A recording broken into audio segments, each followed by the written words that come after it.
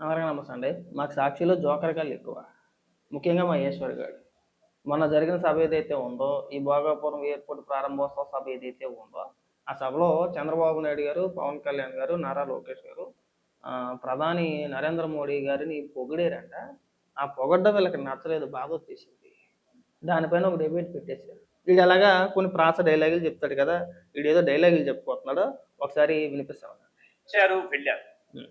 ఈ రాష్ట్రానికి అనేక సార్లు వచ్చారు వెళ్ళారు. హ్మ్. ఈసారి మాత్రం ఎప్పటికీ నిలిచిపోయే ఓ అద్భుత దృశ్యం ఆవిష్కృతమైంది. సరే. ముగ్గురు మహానటులు మోడీ ముందు తమ నటనా చాతుర్యాన్ని ప్రదర్శించారు. మోడీని పొగడ్తలతో ముంచెత్తారు. ఆహా ఓహో అంటూ ఆకాశానికి ఎత్తేశారు.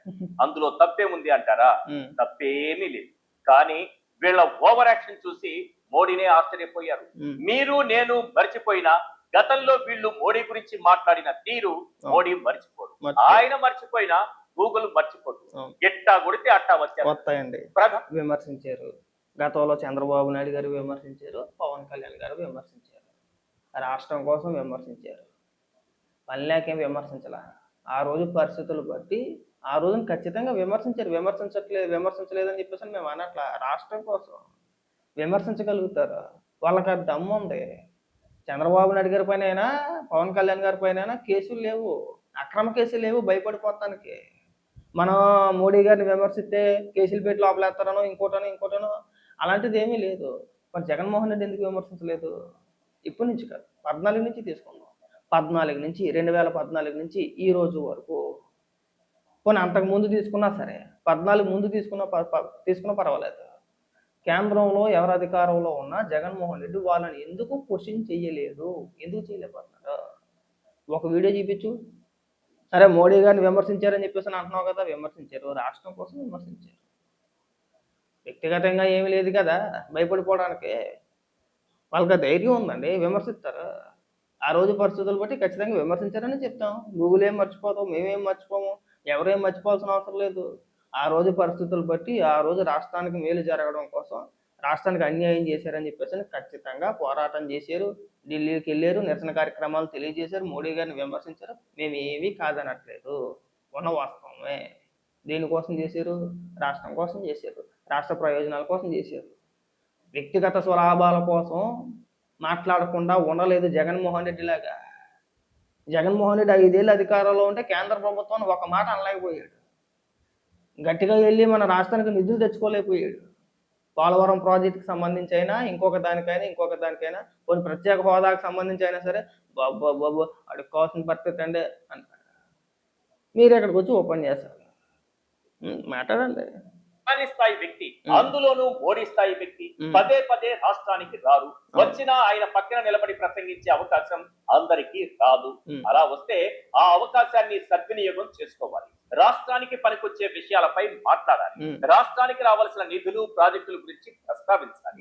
ఆయనను అభ్యర్థించి రాష్ట్రానికి కావలసినవి సాధించుకోవాలి. కానీ ఆ ముగ్గురు ఆ పని చేయలేదు. ఇంతకీ ఆ ముగ్గురు మహానటులు ఎవరో చెప్పనలేదు కదా. ఒకరు ఎన్టీఆర్ ను మించిన మహానటుడు చంద్రబాబు నాయుడు. మరొకరు ఆయన వారసత్వాన్ని అందిపుచ్చుకుంటూ అదే స్థాయిలో నటనా చాతుర్యం ప్రదర్శిస్తున్న ఇంకో నటుడు నారా లోకేష్.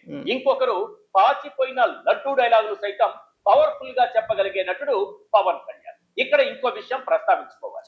భోగాపురం సభలో చంద్రబాబు ఒక సీఎం లా వ్యవహరించకుండా ఒక ఈవెంట్ మేనేజర్ స్థాయికి దిగజారిపోయారట. ఇది నేనంటున్న మాట కాదు సార్, సిబిఐ మాజీ డైరెక్టర్ మన్యం నాగేశ్వరరావు చేసిన కామెంట్. అసలు ఈ ముగ్గురు మోడీ ముందు ఎందుకు ఈ స్థాయి యాక్టింగ్ చేయాల్సి వచ్చింది? ఇంకా తాము మోడీకి లాయల్ గానే ఉన్నామని నిరూపించుకునే ప్రయత్నం ఏమైనా చేశారా? ఒక గొప్ప అవకాశాన్ని ఎందుకు? మీకు ఎందుకండి అంత నొప్పి? మోడీ గారిని పొగిడారు, గతంలో విమర్శించారు, ఇప్పుడు పొగిడారు. మీకు వచ్చిన నొప్పి ఏంటని అడుగుతున్నారు. లేదండి, రాష్ట్రానికి కావాల్సిన నిధుల గురించి అడగట్లేదు. ఆల్రెడీ రాష్ట్రానికి ఏ విధంగా మేలు చేయాలో, ఏ విధంగా నిధులు తెప్పించుకోవాలో చంద్రబాబు నాయుడు గారికి తెలుసు. ఇక్కడ మీరు వచ్చి పకోడీ మాటలు ఏం చెప్పవసరం లేదు. చంద్రబాబు నాయుడు గారు మోడీ గారిని పొగిడారట, దానికి నొప్పి వచ్చేసి ఎంత పెద్ద ఉపన్యాసం చెప్పుకోతున్నాడు. ఏ రోజైనా సరే ఇలాంటి కార్యక్రమం ఒకటి ఏదైతే మొన్న భోగాపురం ఎయిర్పోర్ట్ ప్రారంభోత్సవ సభ జరిగిందో, ఏ రోజైనా సరే అలా మన రాష్ట్రంలో ఇక మేము పలానా ప్రాజెక్టు చేపట్టామండి, అది ప్రారంభోత్సవానికి వచ్చింది, ప్రధానిగా మీరు ఉన్నారు కాబట్టి మీరు మా రాష్ట్రానికి రావాలి, మీ చేతుల మీదుగా ఈ కార్యక్రమాన్ని మీరు ముందుకు తీసుకెళ్ళాలి, ఈ ప్రాజెక్ట్ని ఓపెన్ చేయాలని ఏ రోజైనా సరే తీసుకొచ్చే ప్రయత్నం చేసామా? లేదు. మరి ఇక్కడికి వచ్చి మనం ఉపన్యాసాలు ఏంటండి? రాష్ట్రానికి ఏ విధంగా నిధులు తీసుకురావాలి, రాష్ట్రాన్ని ఏ విధంగా అభివృద్ధి చేయాలి అనేది చంద్రబాబు నాయుడు గారికి తెలుసు. మీరు వచ్చి ఇక్కడ ఉపన్యాసాలు ఏమీ ఇవ్వవసరం లేదు. చంద్రబాబు నాయుడు గారి పని మీలాగేమి మీ నాయకుడి పైన ఉన్న కేసులు ఏవైతే ఉన్నాయో అలాగే చంద్రబాబు నాయుడు గారి పని కేసులు లేవు, భయపడిపోవడానికి. మనం గట్టిగా మాట్లాడితే ఏమైనా అంటారేమో, అవసరం లేదు, అలాంటి అవసరం లేదు. వదిలేపోను. ఒక చిన్న లాజిక్ చెప్తాను, చిన్న మాట చెప్తాను వినండి. ఇప్పుడు బీజేపీ, టీడీపీ, జనసేన ఈ 3 పొత్తులో ఉన్నాయి. మేము పొగుడుకుంటాం, ఇంకోటి చేసుకుంటాం, అది మా ఇష్టం. మీరు పొత్తులో లేరు కదా. మీరు వైఎస్ఆర్సీపీ పార్టీ బీజేపీతో పొత్తులో లేదు, అవునా కదా? మీరు మాట్లాడితే ఏ పార్టీతోనూ పొత్తు పెట్టుకో అని చెప్పేసి అంటారు కదా. మరి మీరు ఎందుకు మాట్లాడండి? మీరు ఎందుకు విమర్శించరండి? మేము పొగిడేమంటే ఒక అర్థం ఉందండి, పొత్తులో ఉన్నాం కాబట్టి. మరి కనీసం మీరైనా ప్రశ్నించాలి కదా. పెట్టమనండి ఒక ప్రెస్ మీట్. మొన్న ఢిల్లీలో జంతర్ మంతర్ దగ్గర ఈ పేపర్ లీక్కి సంబంధించి ఒక నిరసన కార్యక్రమాలు జరిగినాయి. దేశంలో ఉన్న మిగిలిన అన్ని పార్టీలు కూడా ఆ కాక్రోచ్ జనతా పార్టీకి మద్దతు ఇచ్చాయి, అవునా కదా? మరి మీరు ఎందుకు ఇవ్వలేదు? మీరు కూడా విమర్శించాలి కదా. మీరు పొత్తులో లేరు కదా. మీరు బీజేపీ పార్టీతో పొత్తులో లేరు, మరి మీరు ఎందుకు విమర్శించట్లేదు? మేము పొత్తులో ఉన్నాం, పొగుడుకుంటాం, లేదంటే పొత్తు లేకపోతే తిట్టుకుంటాం, మా ఇష్టం. అది ఉన్న రాజకీయాలు ఇప్పుడు కూడా క్లియర్గానే చేస్తాం. దొంగచాట రాజకీయాలు ఏం చేయట్లేదు, పబ్లిక్గానే చేస్తున్నారు, ఓపెన్గానే చేస్తున్నారు.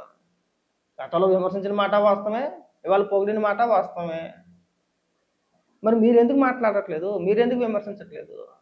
కనీసం మా రాష్ట్రానికి ఇది కావాలి, ఈ నిధులు కావాలి, మీరు కేంద్రంలో ఉండి ఏం చేస్తున్నారని చెప్పేసి ఎందుకు విమర్శించట్లేదు? ఎందుకండి భయమా? మరి దానికి కూడా సమాధానం చెప్పాలి కదా. మీరు ఎంతసేపు చంద్రబాబు నాయుడు గారు పొగిడారు, పవన్ కళ్యాణ్ గారు పొగిడారు. పవన్ కళ్యాణ్ గారిని కొంతమంది అయితే ట్రోల్ కూడా చేస్తున్నారు. మోడీ గారిని తిడితే పవన్ కళ్యాణ్ గారు కన్నీళ్ళు వచ్చినాయి అని చెప్పేసి అని, లేదంటే ఆయన బాధపడ్డారని చెప్పేసి ఆయన మాట్లాడితే దాన్ని కూడా ట్రోల్ చేస్తారు. సరే, ట్రోల్ చేసి ఏదో అలాగే ఎడుతూ ఉంటారు, పక్కన పెట్టేసి. మరి మీకు ఏ పార్టీతో కూడా పొత్తులు లేవు కదా. మరి మీరు విమర్శించడానికి ఏం పోయేయగలవండి? రాజకీయం చేస్తే నిక్కర్సుగా చేయాలి, ఇలాంటి స్వచ్ఛ రాజకీయాలు చేయకూడదు.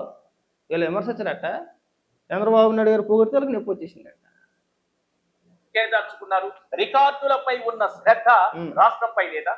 ఒకసారి చంద్రబాబు నాయుడు గారు ఎలా మాట్లాడారు, సారీ ఎలా అరిచారో ఒక్కసారి వినండి.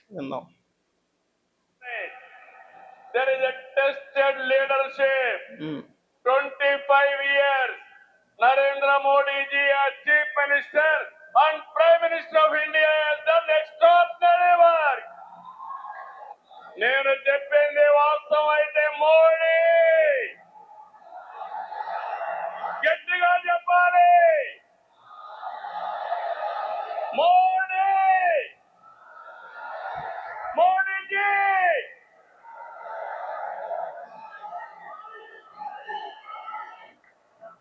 I am asking one thing. How many leaders with dedication they have worked? In my experience, only one leader, that is Narendra Modi, has done extremely good work. That is the pride he brought for the nation. Hands off to him. All of us have to stand with him.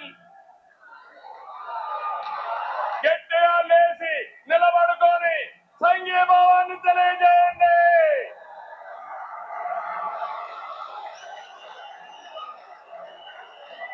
గట్టిగా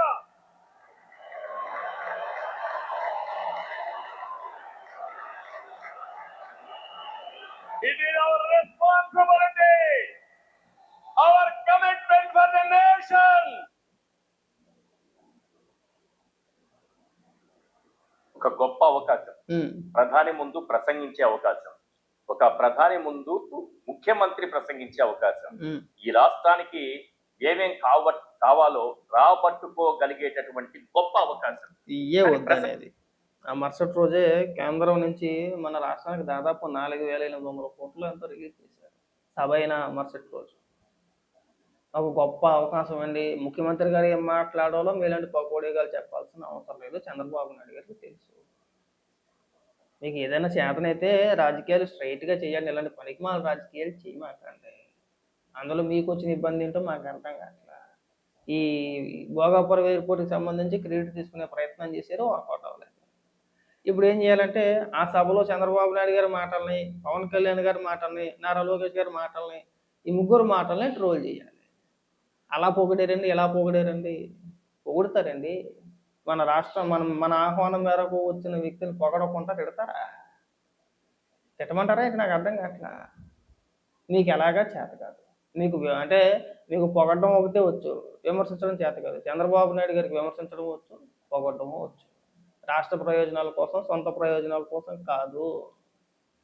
మీకు చేతనైతే, మీకు దమ్ము ఉంటే ఏ రోజైనా సరే ఒక press meet పెట్టి, మీరు అంటున్నారు కదా మన రాష్ట్ర ప్రభుత్వం నష్టపోయింది, కేంద్ర ప్రభుత్వం రాష్ట్ర ప్రభుత్వానికి అన్యాయం చేస్తుందని మీరు మాట్లాడుతున్నారు కదా, ఒక ప్రెస్ మీట్ పెట్టి ప్రతిపక్ష నేతగా, మాజీ ముఖ్యమంత్రిగా జగన్మోహన్ రెడ్డిని ఒక ప్రెస్ మీట్ పెట్టి విమర్శించమనండి, చూద్దాం. ఎంత పెద్ద పోటీ కూడా తెలిసిపోద్ది కదా. ఏ భయమా? ఇక్కడికి వచ్చి మాత్రం మన పెద్ద పెద్ద ఉపన్యాసాలు ప్రాసతో డైలాగులు చెప్పేలేట్రా ఈశ్వరికే. ముందు మీకు చేతనైతే జగన్మోహన్ రెడ్డిని గట్టిగా కేంద్ర ప్రభుత్వం పైన ఒక ప్రెస్ మీట్ పెట్టి విమర్శించమనండి, మాట్లాడమనండి.